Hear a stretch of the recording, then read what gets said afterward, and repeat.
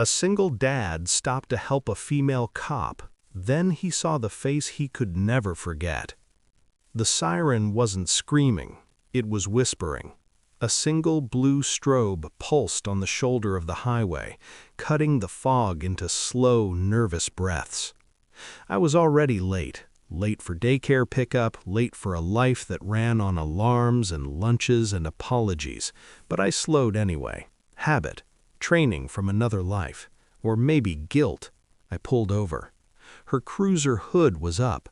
Steam feathered into the night like a confession that didn't want to be heard. She stood there with her back to me, posture rigid, one hand on her belt, authority by muscle memory. I stepped out. "Everything okay?" I asked, voice neutral. Calm costs less energy. She turned. The world narrowed to a face I had buried under years of diapers, overtime, and silence. A face that once promised me forever and delivered a courtroom echo instead. Her eyes locked onto mine. Recognition struck her harder than the cold. It flashed, then vanished, replaced by the uniform, the badge, the distance. For a heartbeat, the highway disappeared. I smelled disinfectant and hospital coffee, heard a door close that never reopened, felt my daughter's weight in my arms the night I learned what betrayal looks like when it wears a smile. "Sir," she said, professional, hollow, "I've got it handled." I nodded. Of course she did.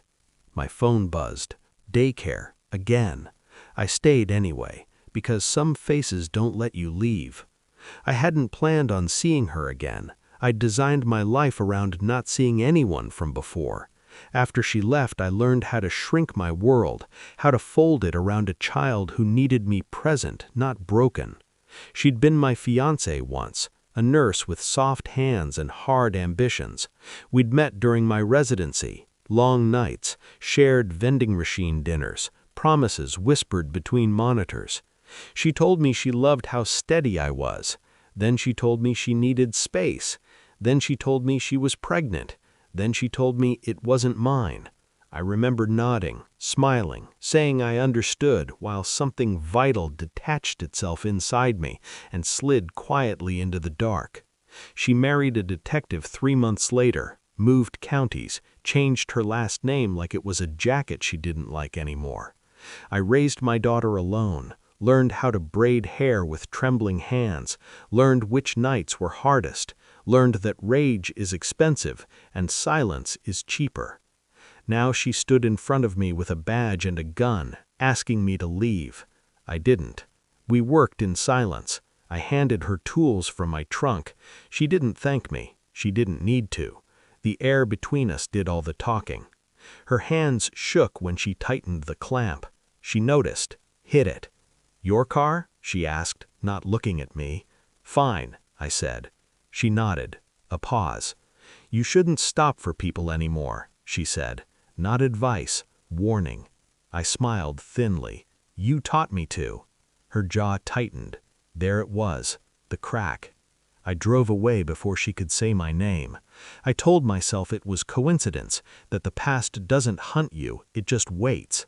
But the next week I saw her again, outside the school, across the street, watching the crosswalk like it owed her something. I didn't wave. I noticed things. Old habits resurfacing. I noticed the way she parked too far back, like she expected to run, the way her gaze avoided mine but tracked my daughter. I asked questions, quiet ones, public records, old case files. The detective she married had died 2 years ago, heart attack, 42, no warning. She'd transferred precincts shortly after, filed paperwork I couldn't see. I watched, I waited. I learned. My daughter asked why a police lady watched her school sometimes. I said she was keeping everyone safe. I didn't mention the nights I couldn't sleep, the math I kept doing, dates lining up too neatly, blood types remembered too clearly. I ordered a test online, cheek swabs, a plastic envelope that weighed more than it should. I told myself it was for closure. I told myself lies are easier when they sound responsible. The results took 12 days. I didn't rush. I packed lunches, read bedtime stories, built a Lego city that collapsed every night and rose again by morning. When the email arrived, I didn't open it right away. I made coffee, burned it, then I clicked. The room didn't spin. It went still. Probability 99.98%. I sat there with the report glowing like a verdict. My hands were steady. That surprised me. I thought I'd feel something dramatic, rage, relief, vindication. What I felt was precision. I requested a meeting, formal, neutral ground. The precinct conference room smelled like old paper and cold air. She arrived late, uniform crisp, eyes guarded. I slid the envelope across the table. She didn't open it. "You already know," she said. I nodded. Silence thickened. She broke first. "I was scared," she said.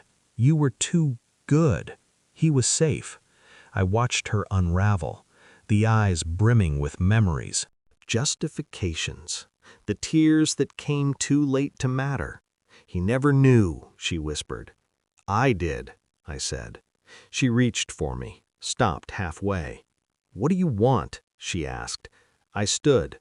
"For you to live with it," I said, "like I did." I didn't take her to court. I didn't raise my voice. I filed one document, custody amendment, rights acknowledged, quietly, legally, irreversibly. She called me that night, then again, messages stacked like apologies in a language I no longer spoke. I didn't block her. I let time do the work. The department reassigned her after the investigation. Conflict of interest. Whispers travel faster than sirens. I enrolled my daughter in a new school, changed routines, built distance like a wall that didn't announce itself. One afternoon, she showed up at my door, plain clothes, no badge. "She deserves to know me," she said. I leaned against the frame, calm. "She knows me," I replied. Her face collapsed. I closed the door gently. I still stop when I see trouble on the road. I still help. Some things don't rot, but I don't confuse mercy with memory anymore. My daughter sleeps through the night now. So do I. Sometimes I think about that first moment, the fog, the strobe, the face I never forgot. How power shifts when truth finally catches up. I didn't win. I ended it, and that was enough.